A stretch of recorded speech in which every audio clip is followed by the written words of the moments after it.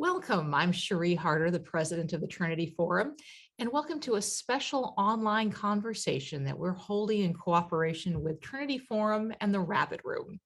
We have so enjoyed partnering with the Rabbit Room on a number of different online conversations on all manner of topics: poetry, words, creativity, arts, beauty, and the imagination, and appreciate their gracious invitation to host this special one for Hutchmoot members and members of the Trinity Forum Society today. One of the many gifts that should have been in your moot kit was a gift of great literature, a copy of George MacDonald's fairy tale, The Golden Key. We hope that you will enjoy this gift, and we also hope that you will read it, ponder it, savor it, and discuss it.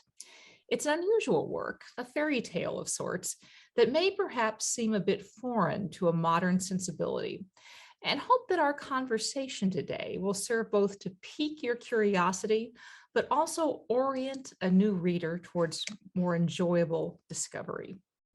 The Golden Key, the Trinity Forum reading that you received, is brilliantly introduced by Wheaton College professor, prolific author and lecturer, and C.S. Lewis expert J.R.R, who I'm delighted to talk with today. Just a few things to share with you about Cherie. He's currently the Professor Emeritus of Evangelism at Wheaton College, where he has been on the faculty for, I believe, over 25 years.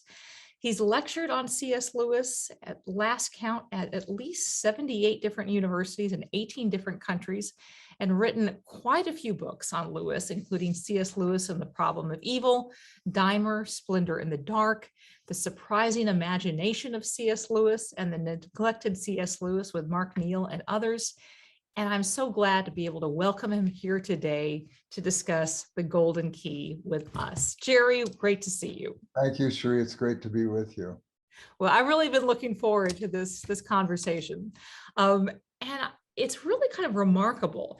G.K. Chesterton, J.R.R. Tolkien, Auden, C.S. Lewis, also Lewis Carroll, J.M. Barrie, Oswald Chambers, Madeleine L'Engle, and so many others all claim to be hugely influenced by George MacDonald. And yet, not many of us actually know who he is. So who was George MacDonald? We'll just start there. And why did he have such an outsized influence on so many literary luminaries? He was born in Scotland, in Huntly, Scotland. He grew up in a very strict Calvinistic home. He would later go to school, and he prepared for ministry as a Congregationalist. He had difficulty in his church because he had a very a universalist position, but it was not like you'd see universalism today. He felt eventually hell would be emptied, but nobody would leave hell unless they had bowed the knee to Christ and confessed with the tongue that Christ was Lord, even if it took 1,000,000 years of somebody being in hell.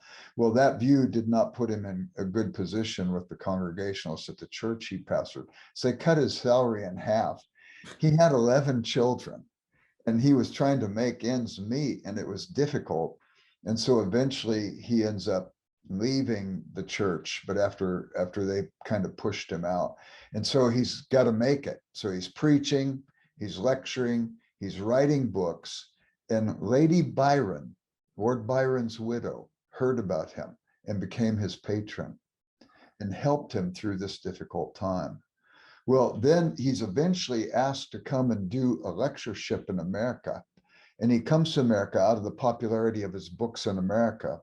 And due to copyright laws, he didn't get any royalties from any of the books that were published in America. They were stolen. But he ends up, while he's here, becoming a friend with Emerson, Henry Wadsworth Longfellow. Mark Twain and he enjoyed a correspondence throughout the rest of MacDonald's life. But while he was in America also, he preached several times. The greatest lecture on preaching is by Phillips Brooks, who pastored Holy Trinity just outside of the Boston Harvard University. And when Brooks defined preaching, he said preaching was truth mediated through personality in his lectures on preaching. Virtually every preacher knows that definition. But if you read it in the context, he says the one person that he saw do it so well was George MacDonald. And I think this is a hint to why he was so influential. He had a first-rate mind, he had a big heart, he had a great faith, and he had a tenderness about him that had a severity to it, but a positive severity that expected that people would be nurtured and grow. And I think there was a godlike quality to him. And I think people were attracted to him. He was able to balance truth and love. And like you say, he influenced many. Lewis, of course, the way most people get to MacDonald today is through C.S. Lewis. But Lewis said he was the greatest of his unofficial teachers, and he never quoted a book. He never wrote a book where he didn't at least quote a thought from MacDonald. It's interesting. That's fascinating. I read once that C.S. Lewis had actually said that George MacDonald baptized his imagination, which is sort of such an interesting phrase. And I know that I think it was Chesterton who called The Princess and the Goblin a book that had made a difference for his entire existence. How do you think that MacDonald's writings baptized Lewis's imagination? Why did they have such an impact on his sense of wonder and his literary vision? Well, Lewis says that in Surprised by Joy. And he says it after he had read Phantastes, this fairy romance. And he bought it while he was in Surrey studying under William T. Kirkpatrick. And he writes to his good friend in Belfast, his very close friend, Arthur Greaves. And he says, whatever you're reading now, put it aside and go buy Phantastes by George MacDonald. He says, in that context, his imagination was baptized, but he tells him particularly the story of Anados. Anados, the Greek word Anados would mean no way. Hados is the Greek word for way. Jesus says, I'm the way, the truth, and life. He says Hados. So it's a man without a way who has to find his pilgrimage. Lewis was a guy without a way who's trying to find his pilgrimage. He knew Greek. He knew what Hados meant. And Anados finds himself on this pilgrimage, and he's guided. And where's this thing going to lead? He comes to a manor house and he reads a story of Cosmo. It's a story within the story. And Lewis says that story awakened in him a sense of longing. That story, chapter 13 of Phantastes, is the best story I've ever read. And Lewis said it awakened his imagination. So I think part of it is the pilgrimage feature, but also Lewis said he grew up in a home piled with books, but he never saw beauty, never read a story he thought was worthy of being read. He was sort of bored in this house. And then his brother brought in a toy garden on the lid of a biscuit tin. And he said, what all the real gardens failed to do to him, that garden did. And it awakened in him a sense of beauty, and with that beauty, longing. Well, that leads Lewis then to start reading Norse mythology, fairy stories, and so on. But when he gets to MacDonald, there was a quality that came through in that story.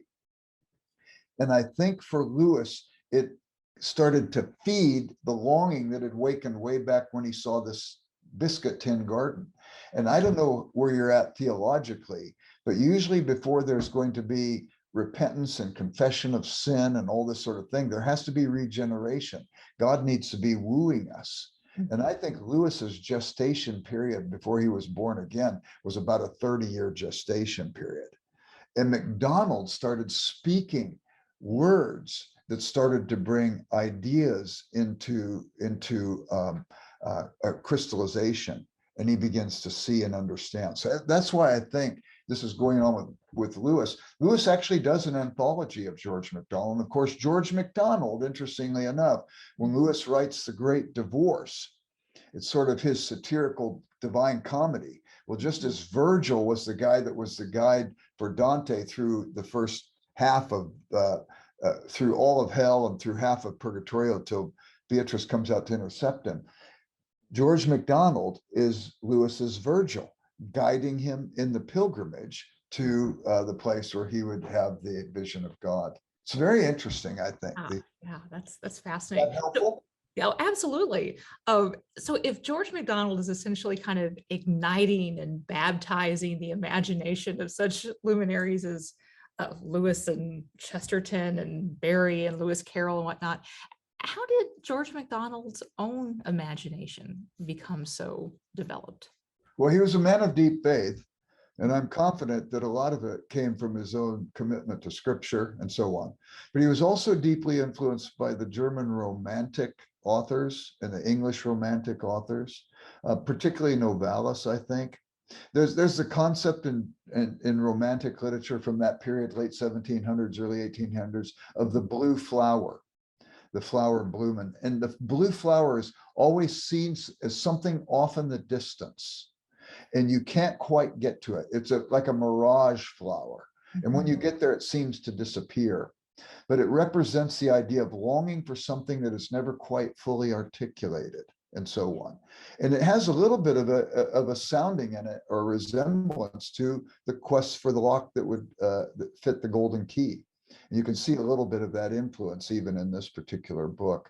So I think that those were the things that triggered MacDonald's imagination, but also I think he was a deeply imaginative man. I think it was in his DNA, if that's permissible to say. No, absolutely.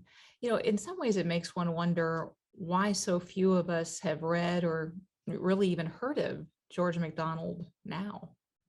Well, it's not only why we haven't read him, but why he intrigues us so much. Lewis and Tolkien, when they would write about fairy stories, said that one element of fairy story was the element of escape, not the concept of escapist, like trying to leave the troubles of our world and escape into this world as sort of a running away. Tolkien and Lewis both talk about the fact that you don't want to confuse the escape of the deserter from the escape of the prisoner. Tolkien even says you can't fault the prisoner if he wants to think of things other than bars on windows and stone walls. And we live in a world where we need to be reminded that this world is not all there is. And in the materialist encroachment and imprisoning of people, it's amazing to me how short-sighted we could be. And I mean short-sighted in the real sense of the way. We need the long view. I'll give you an example. I was teaching a Lewis course at Wheaton College, and I had this young woman in the class who told me that her best friend was coming from one of the Ivy League schools to visit her. They'd been best friends since kindergarten. And she wanted to know if she brought her to class, if I would talk with her about spiritual things, because her friend was an atheist and a materialist. So I said, sure. They came to class, and afterwards I met her. This woman was delightful. She was a great person. I said, where do you go? And she told me one of the Ivy League schools. I don't want to say the names. I don't want to embarrass anybody from there. And so I said, well, what are you studying there? She said, biochemistry. I said, wow, it's a challenging major. You go to an Ivy League school, you're studying a tough subject. You must be brighter than I first imagined. And then I said, well, in the midst of this class, we talked about spiritual things. What do you think about that? She says, well, frankly, as a biochemist, and I thought that was a little premature since she was only a sophomore, but nevertheless, she says, as a biochemist, I live by the principle, if I can't perceive it empirically, I just will not believe it. I said, that's a principle you believe in? If you can't perceive something empirically, you won't believe it? She said, yeah. I said, well, would you please set forth that principle empirically for me? And she got it.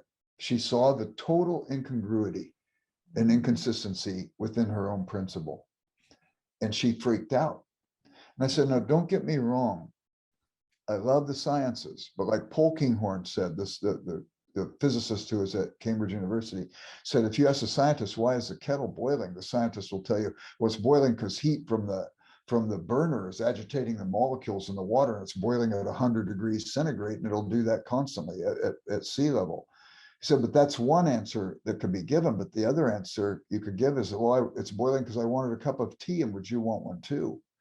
And by mere quantification, you could never get to the second answer.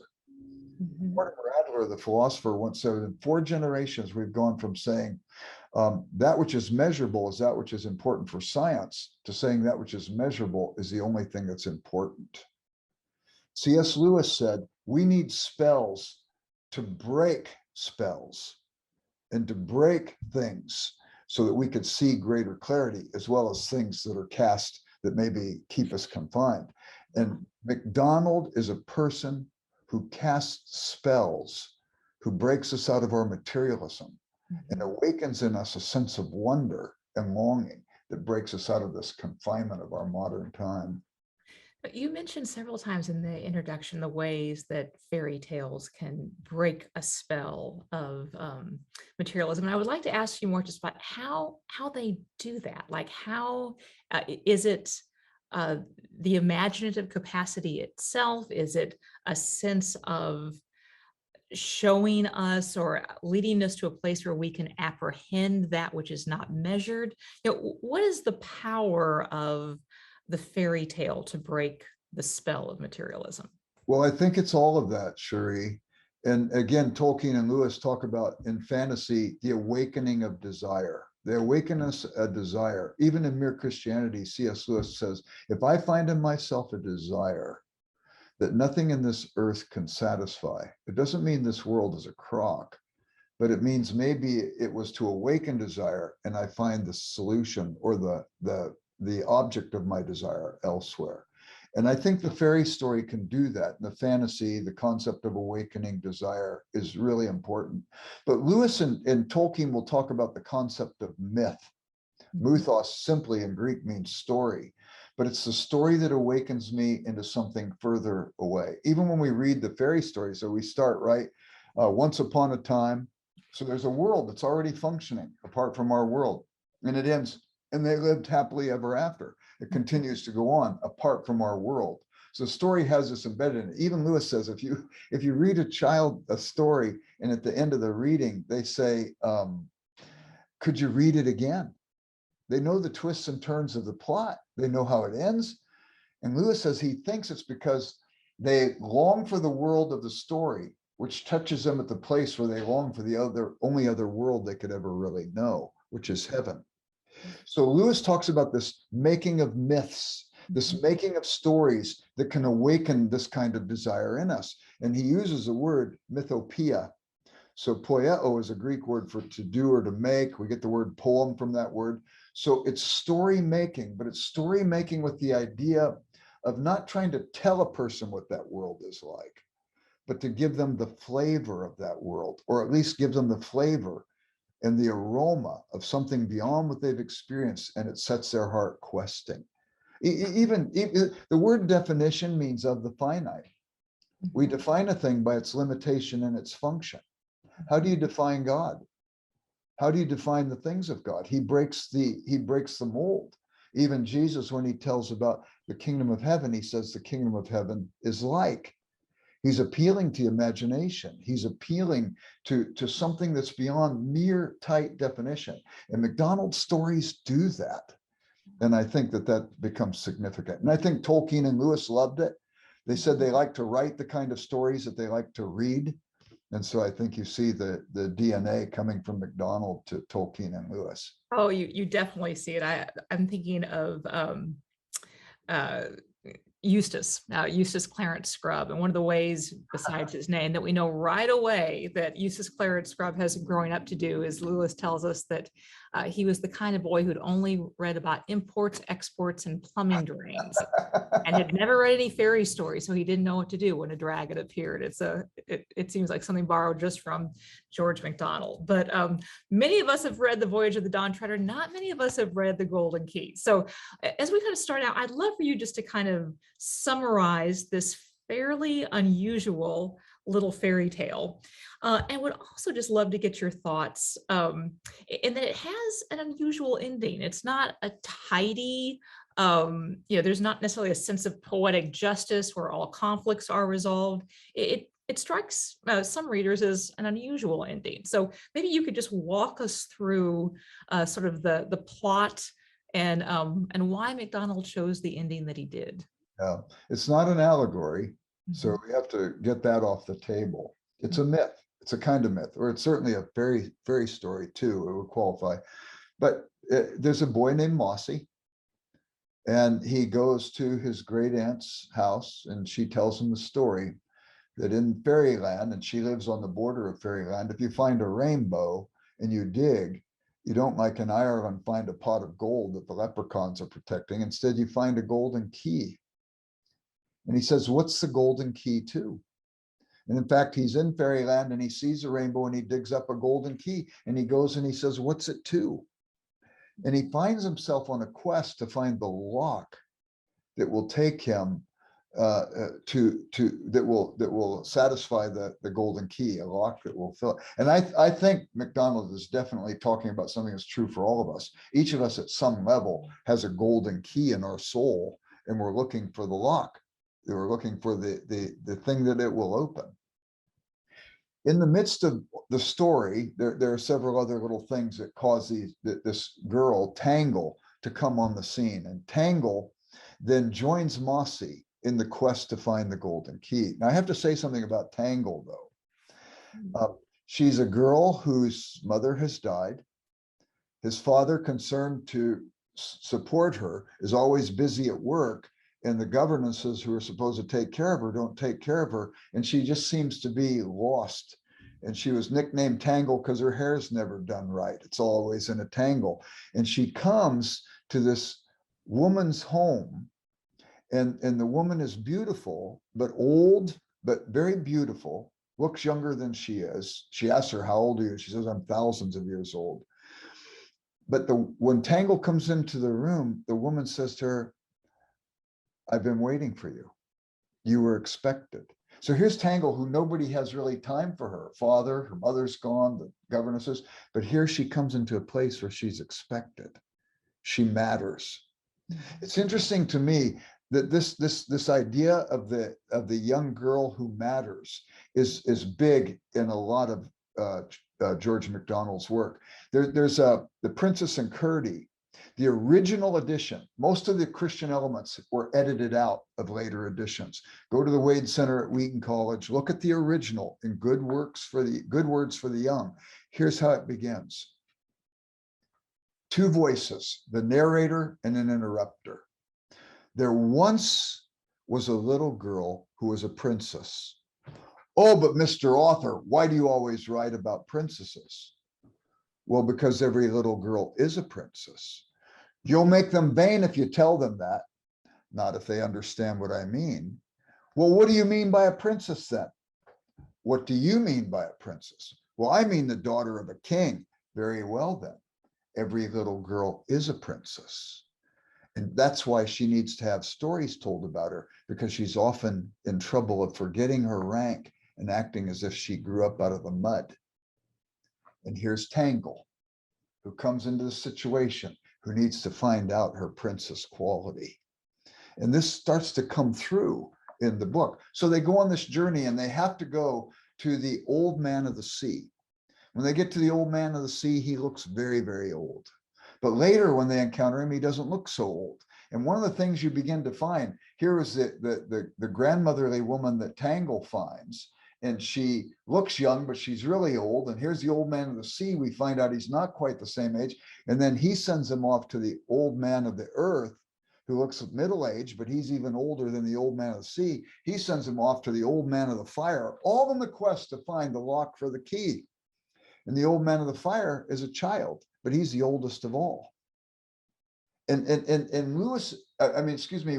MacDonald is trying to show the kinds of things that Lewis certainly does with issues of age. What time are you in when you're in Narnia? Narnian time isn't like our time. And in stories, it's often this way too. I think they're all deeply influenced by Boethius, who Lewis says in his Discarded Image that Boethius was the most influential author of medieval literature after the Bible. And his chapter 5 of The Consolation of Philosophy answers the problem of foreknowledge and free will with such simplicity that we say to ourselves when we read it, why did we ever struggle with that? But we don't read these old books, so there you go. But God is omnitemporal. All moments are in his time. Our past is still in his present. Our future is already in his present. And consequently, this idea of time and age being different than what we're used to is, I think, MacDonald, Lewis, Tolkien, the different ones, even Chesterton to a degree, trying to show us that there's a world out there beyond this world that is not bordered by time. It transcends time. It's eternal. And he awakens in us a hunger and desire for that. Well, eventually they find the rainbow. Should I finish this? Is this a spoiler alert? Should I tell people? Oh, go ahead. All right. So eventually they end up through the old man the old man of the fire. They end up in this room, a moss-filled room, and there's a rainbow. And they go to the rainbow, and the rainbow has pedestals, and there's one color on the rainbow that isn't necessarily visible in our world, and they go to it and find that the key fits the rainbow. Well, when Mossy first finds the key, the old woman, his old aunt, tells him maybe the key is the rainbow's egg. I love that term, the rainbow's egg. Well, he finds out the key actually unlocks this one color in the rainbow, and they take that back out of our world and into the next world.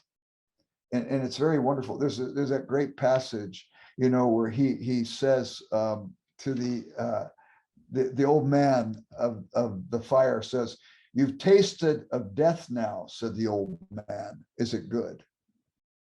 "Is it good?" said Mossy. "It's better than life." "No," said the old man. "It's only more life. It's only more life." And I can't help but think a child reads this, and it strengthens their courage that whatever's up ahead in their life, whenever it comes, or when their grandparents die or their parents die or something like that, there's more still to come.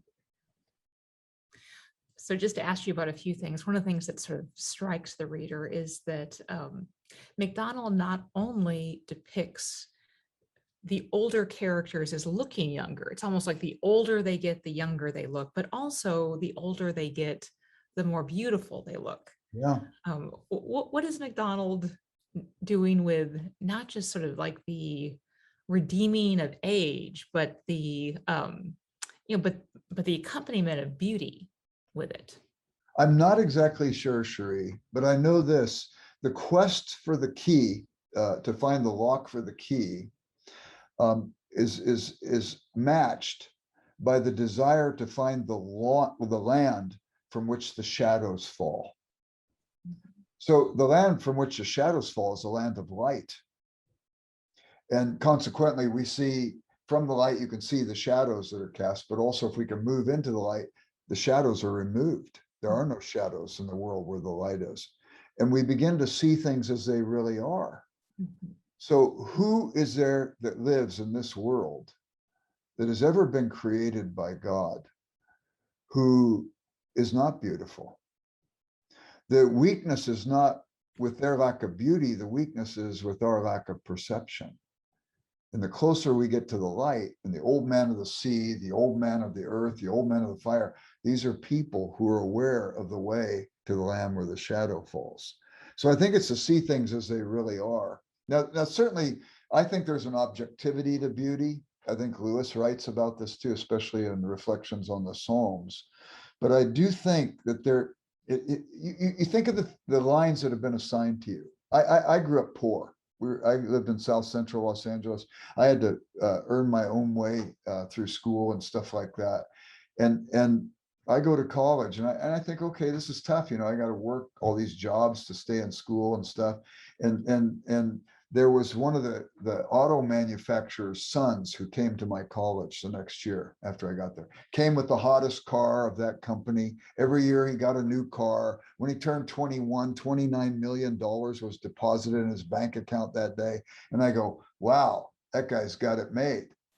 But then I watched him, and everybody glammed onto him, expecting him to pick up the tab, expecting him to do this, expecting him to do that. And I go, how does he know if a person's hanging around because they want to be with him or because they really like him? And I realized he's got his challenges too. Everybody's got their lines drawn to them. And the liabilities that we think have been given to us are maybe places where God's trying to extract from us a particular kind of character that he couldn't extract from us any other way. And the benefits that we have been given, maybe those are benefits that we've been given because he wants us to use them as gifts, not for self, but to serve others. And all of a sudden we begin to see from the land where the shadow fall, we begin to see the light of God's purposes in all of these things. And the liabilities then become assets as well as the gifts. I think that that's part of it. Yeah. Now, you said earlier that this is not an allegory. So taking that in mind, I still wanted to ask, are there any allusions that the reader should be aware of to help guide their reading? For example, you mentioned the character Mossy is in a moss-filled room. That doesn't seem coincidental. The land where shadows fall, is obviously a land full of light, but by naming the shadows rather than the light, that seems to evoke a different way of thinking about it. Are there any kind of literary or just kind of scholarly guides to some of these allusions or scenarios that might help make this a little bit more explicable for the reader?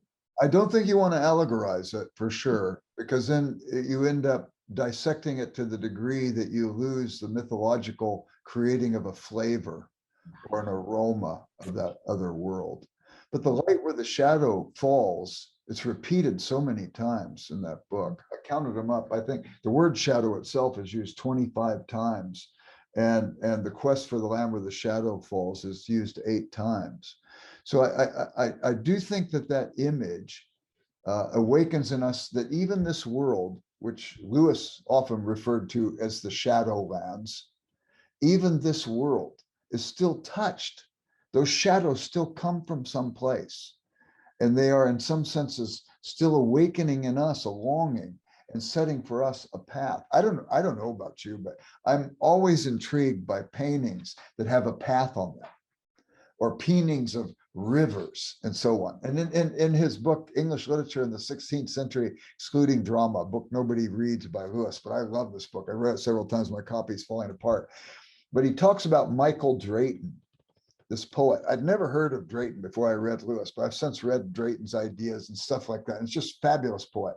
And he says Drayton was always interested in rivers and paths and stars, things that are out there that drive us or draw us deeper in. And I think that concept, even as Lewis used, further up and further in. And this story is a further up and further in story. There's more. And I've often thought about this too.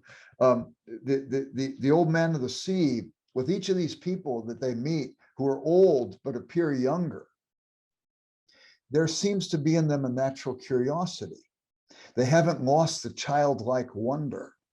Remember that story G.K. Chesterton told? It's called Tremendous Trifles. And he ends it. He tells this big story and he says, maybe you think I'm making a mountain out of a molehill. I have to remind you, molehills are mountains if one was only small enough to see them as such. And then he says, the world will never starve for want of wonders, only for want of wonder. And this story awakens in us wonder. It feeds it. If the wonder's already awakened in us, it feeds us, and it throws logs on the fire. And so I don't know if that answers your question, but that would be the way I would take it. Oh, it's a great answer to the question. Let me ask you kind of about reading writ large, in that there are all sorts of studies that have shown that reading literature is in decline.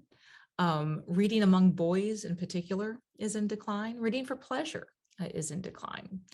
There's a gendered aspect to it. Boys are less likely to read literature than girls are.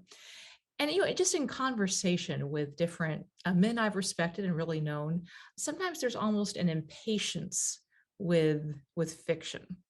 And so one question I had for you is, what would you say to the busy executive who says he does not have time for fiction?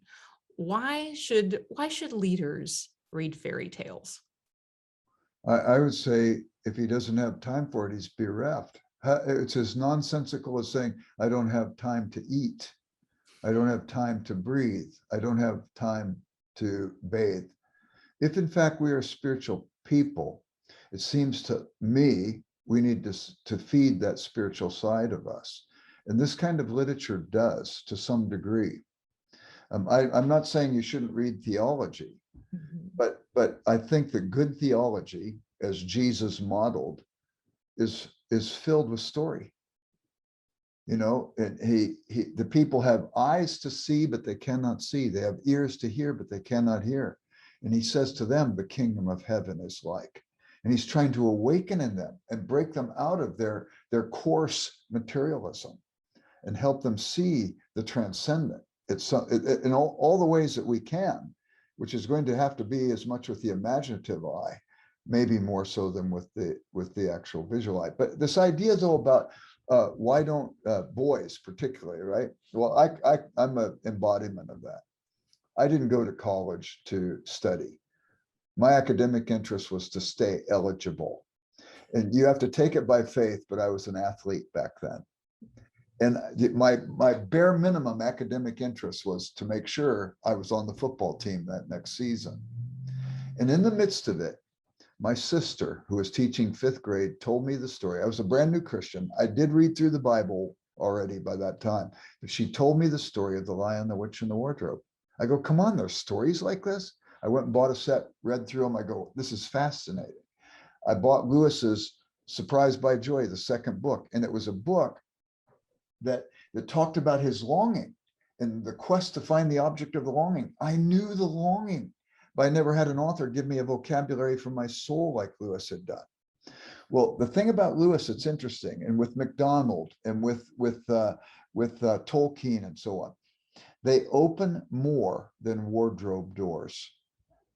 And you read the authors they refer to, and all of a sudden you start seeing there are all kinds of people who have written about this longing and this desire. And once you get caught up into that world and you're reading these things, the wonder, the awe, the way it feeds your soul and so on, it's fascinating. It becomes almost a liberal arts education too. You can't read Lewis without wanting to read Plato and Homer and Aristotle. You want to read Augustine, Anselm, Boethius. You're going to want to read Dante and Milton and Chaucer and all these authors. That I was a PE major in college, and you'd never believe. I love The Fairy Queen by Edmund Spencer. I'm a goofball. My friend, when my college buddies, football buddies, saw me reading Philip Sidney's In Praise of Poesy, they thought I'd lost my mind. But I love that book. It's this book on literary criticism of poetry. It's fabulous. So anyway, I think that it's because people aren't exposed to it. And I think, I forget who it was. Maybe it was Evelyn Underhill. It might've been Dorothy Sayers, who said, good teaching is one person loving something publicly. And I can't help but think one of the reasons why kids aren't catching the wonder is they're not in classrooms full of teachers who are loving something publicly. Lewis is a great communicator because he stands shoulder to shoulder with his audience, and he describes something so well that we get caught up in the wonder of that thing. And we want to go further up and further in. So there's a lot of reasons for the tragedy. I have noticed those students. I've lectured at a lot of different colleges and so on. And I've noticed over the last 25 years, say, the level of student work has dropped dramatically. I don't think the level of their intelligence has dropped at all. They're really bright students, but they're so distracted. I know you've had Alan Jacobs on some of your things before, and he wrote that book, Reading in an Age of Distraction. And somehow if we can't do it we just need to encourage people to turn off their social media for a while, to turn off their phones and to start small. I don't care. Start with Amelia Bedelia and then go from there to something bigger. Lewis Carroll. You mentioned Lewis Carroll, by the way, and George MacDonald. George MacDonald was the one who encouraged Lewis Carroll to write Alice in Wonderland. And all the pictures of George MacDonald's family when his kids were young, they were all taken by Lewis Carroll, Charles Dodson. But start small. Start with the golden key. It's not very long. And then from there, it's like a weightlifter going into the weight room. You don't throw 400 pounds on the bar. You go in and you start with 25 pounds. Next time, 35. Next time, 50. Next time, 100. And so on. And I think you build girth. And it's a girth, not just of mind, but a girth of wonder and awe. and a hunger for the transcendent. Is that fair? That's more than fair. Cherie, we could talk for a long time. It's really been a pleasure to chat with you. And I want to give you the last word in just a moment. But before that, I just want to thank our friends at Hutchmoot once again for the invitation to do this special online conversation with their members and Trinity Forum Society members. And just encourage you to pick up The Golden Key, George MacDonald's wonderful fairy tale with an introduction by Jerry Root. You can find those on our website at www.ttf.org, as well as some of the other online conversations that Jerry has mentioned in the course of our conversation are all there on our website. Thanks again to Hutchmoot, and Jerry, the last word is yours. Well, I just to give you a flavor of MacDonald as we close out. I struggled when I did my PhD, and I finished it up. I did my doctorate over in England, and it was just a rough 10 years. I did it part-time. I was working full-time. I had a family and so on. When it was over, I just was heavy-hearted. And I went with two other friends, and we went into London, and we decided to go to bookstores and look for some books.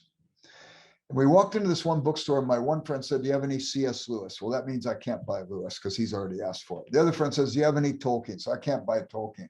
So I said, almost by default, "Do you have any George MacDonald?"